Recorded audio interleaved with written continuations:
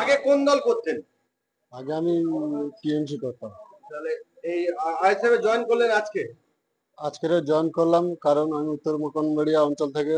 আমি চাই যে সবাই ভাই ভাই, হিন্দু মুসলমান আগে যেরকম ছিলাম এরকম ভাবে থাকতে চাই।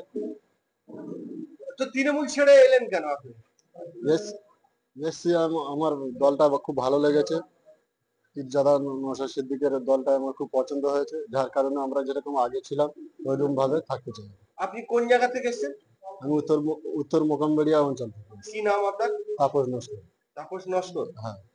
এই আইএসএফ এ জয়েন করেছে, কিন্তু কথা তো সবাই বলতে পারে না, সবাই কথা বলতে হচ্ছে। আর আপনারা বুঝতে পারছেন, তারা তিনজনের সঙ্গে কথা বললাম, তারা বিভিন্ন কারণ কিন্তু জানালো। বাসন্তী বোলাকে যারা দায়িত্ব রয়েছে তাদের সঙ্গে কথা বলে নেওয়ার চেষ্টা করবো।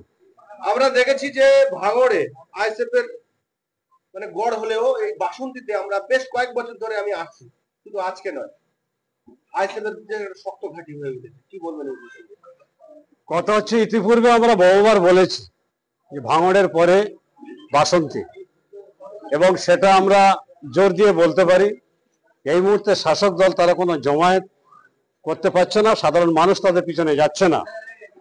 এছাড়া তারা তাদের যে, আমি ধরে নিলাম টোটাল বাসন্তীতে 100 নেতৃত্ব আছে, যে নেতৃত্ব বর্তমান শাসক দল পরিচালনা করছে, তাদের মধ্যে অন্তত 70 থেকে 80 জন নেতৃত্ব আমাদের সঙ্গে তারা শপথ করেছে, এবং আগামী দিনে তারা নির্বাচনের পূর্বে আমাদের সঙ্গে জয়েন করবে, এ মতো আমরা আশাবাদী।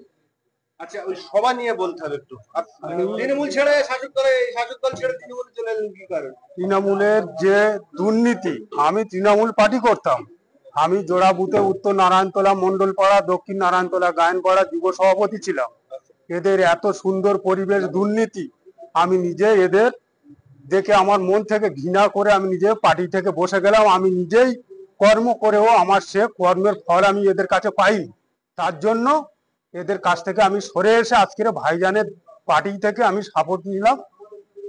ভাইজানের যে বক্তৃতা, এইটুকু আমরা চাই যে আমরা এই আমাদের যে পশ্চিম বাংলায় ভাইজানের পার্টির মতন এত সুন্দর পার্টি আর নেই।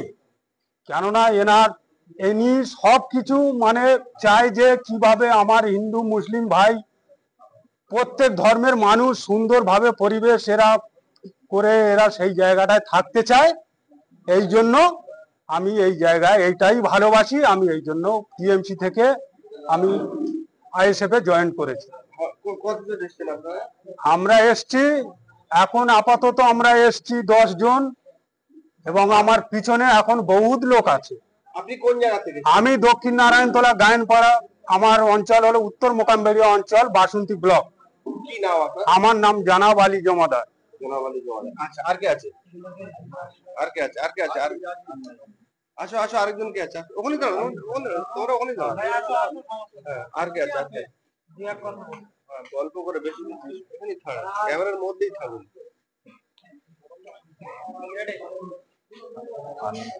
আজকে আইএসএফ এ জয়েন করলেন, কেমন লাগছে? ভালো লাগছে। আগে শাসক দলে তৃণমূলে ছিলেন? তৃণমূল ছিলাম। তৃণমূল ছেড়ে এলেন কেন? দুর্নীতিবাজ, তলাবাজ ভালো লাগছে না, ওই জন্য নিজেকে নওশাদ পার্টি ভালো লেগেছে। ওই জন্য আমরা হিন্দু মুসলিম ভাই ভাই একতাভাবে দেশকে আমরা একসাথে থাকতে চাই। ওই জন্য আমি শাসক দল ছেড়ে নওশাদ ভাইকে ভালোবাসি, ওই জন্য তার পার্টি সমর্থন করি। কি নাম আপনার? আজিজ সরকার, উত্তর মোকামবেড়িয়া। আর কেউ আছে? আমরা এর আগে বহুবার বলেছি যে আইএসএফ অর্থাৎ ইন্ডিয়ান সেকুলার ফ্রন্ট, তার গড় কিন্তু ভাঙড় হলেও দ্বিতীয় গড় এই বাসন্তী। শাসক দলের শাসক দলের কৌশলী এবং অ্যাটাকিং রাজনীতি মধ্যেও বারবার এই বাসন্তী কিন্তু নজর কেটেছে।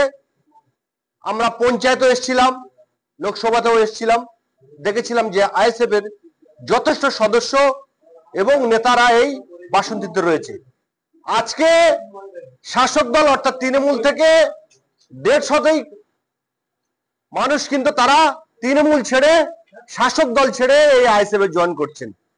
তারা শাসক দলের বিভিন্ন প্রকল্প রয়েছে এবং শাসক দলের যে রাজনৈতিক কৌশল রয়েছে সেই কৌশল সবকিছু বাদ দিয়ে তারা কেন আইএসএফ এ জয়েন করছেন আমরা তাদের কাছ থেকে শুনে নেব।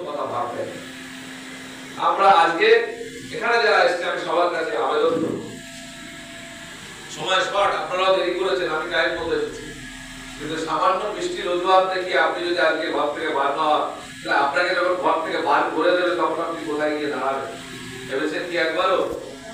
আপনাকে ঘর থেকে বার করে দেবে, 8000 গুজরাটে 8000 ঘর ভেঙে বুলডোজার দিয়ে তাদেরকে রাস্তায় বসিয়ে দিয়েছে। আপনি যে ঘরে শুনছেন আনন্দে, ভাবছেন বৃষ্টি হচ্ছে যাবো না, কোথায় যাবে? সেই কারণে ঘর থাকতে থাকতে লড়াইটাকে মজবুত করুন, ওই ঘরে শান্তিতে বসবাস করার জন্য। আমি আপনাদের কাছে আবেদন করব, 1 তারিখে সোনাখালীতে যে সমাবেশ হবে সেই সমাবেশে সর্বোচ্চ জমায়েত নিয়ে আপনাদের হাজির হতে হবে। বৃষ্টি হোক, ঝড় হোক, যাই হোক, ওখানে ভাইজান আসবে এবং আপনাদের উদ্দেশ্যে ওখানে আসবে। এখানে যারা আপনারা এসেছেন সবাই দায়িত্ব নিয়ে প্রত্যেকটা অঞ্চল থেকে মানুষকে সংগঠিত করে 3 দিনের মধ্যে আপনাদের ওখানে হাজির হতে হবে। আপনারা একটু আমার কথায় সাড়া দেন, সবাই দায়িত্ব নিয়ে পারবো আমরা এই কাজ করতে? যদি পারি তাহলে কিন্তু আগামী দিনে এক একটা বিধানসভা, আমরা যদি বাসন্তী বিধানসভাটাকে এইভাবে তৈরি করতে পারি যে আমার বাঁচার জায়গায় আমি শক্ত করবো, ভোটের জায়গা দরকার হতে পারে। আমরা যদি মনে হয় যে ভোটের সময় তৃণমূলকে দেবো বা বাঁচানোর চিন্তা, এখন বাঁচার জন্য আপনি এক জায়গায় আসবেন। আমি সবাইকে বলছি, দল কি করছে দেখার দরকার নেই, আপনি বাঁচবেন কিভাবে সেটা দেখুন। আজকে আপনার ওয়াকফ সম্পত্তির জন্য লড়াই আপনাকে সরকার বলছে এখানে আমি করতে দেবো না, তাহলে কি আপনি বাঁচতে পারবেন? আইন যখন রূপায়িত হয়ে গেছে, সুপ্রিম কোর্টের বিচারপতিরা বলছেন যে আইন যখন রূপায়িত হয়ে গেছে সেই আইন যতক্ষণ না প্রত্যাহার করা হচ্ছে সেই আইন বলবৎ হবে, একদিন আপনি রক্ষা করতে পারবেন না। তাহলে সেই আইন প্রত্যাহার করার জন্য তো আপনাকে পদক্ষেপ নিতে হবে। তাই আমরা যত হাতে পায়ে ধরছি, আপনি বিধানসভাতে একটা রেজুলেশন করে লোকসভাতে পাঠান যে আমরা পশ্চিমবঙ্গ সরকার আমরা এটা চাইছি না, আমাদের জনগণ চাইছে না, সেটা তো আপনি করছেন না। আপনি সরকারি ভাবে সুপ্রিম কোর্টে একটা কেস করুন না, আপনি লড়ছেন না। তাহলে এইরকম জায়গায় দাঁড়িয়ে আমাদের করণীয় কি?